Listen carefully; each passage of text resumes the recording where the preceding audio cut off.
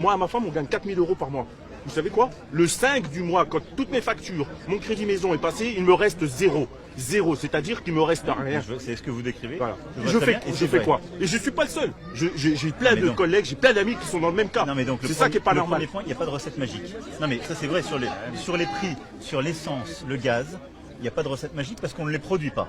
Donc qu'est-ce qu'on doit faire? On doit acheter moins bas.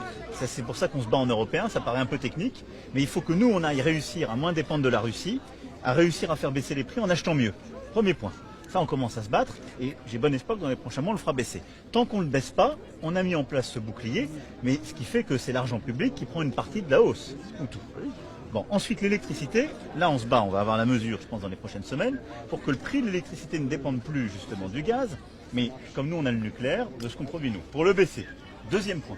Troisième point, nous, moi je l'ai fait durant ce quinquennat, c'est pour ça qu'ils vous disent tous en pouvoir d'achat augmenté dans ce quinquennat. Non mais je dis pas le contraire. Je vais continuer de le faire et de baisser les impôts. Mais après, j'ai pas de solution magique par rapport à ce que vous dites, parce que vous voyez bien, c'est vos dépenses contraintes, ce que vous dites, le drame que vivent les classes moyennes françaises. C'est les dépenses contraintes qui augmentent. On fait quoi nous? Non mais donc, nous on doit faire ça pour le mettre. Deux, c'est la négo salariale. Là maintenant, si les prix dans la durée restent comme ça, de toute façon, on rentre dans une situation qui est inflationniste. Ce qui fait, mais non mais je vous le dis, dans les négociations. Ouais, mais Monsieur le Président, je suis d'accord avec vous, mais aujourd'hui, vous vous rendez pas compte. Mettez-vous à la place d'une famille française, c'est horrible. C'est horrible d'aller. Mais c'est horrible d'aller faire ses courses, c'est horrible de remplir son réservoir, c'est horrible de. Je vais vous dire honnêtement.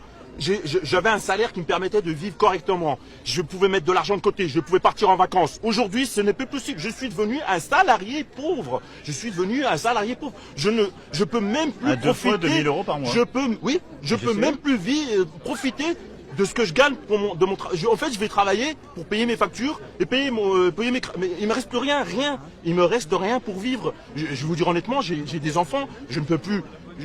Des fois, je me dis, est-ce que je leur là, ils ont eu 15 ans, j'ai même pas pu leur faire leur anniversaire.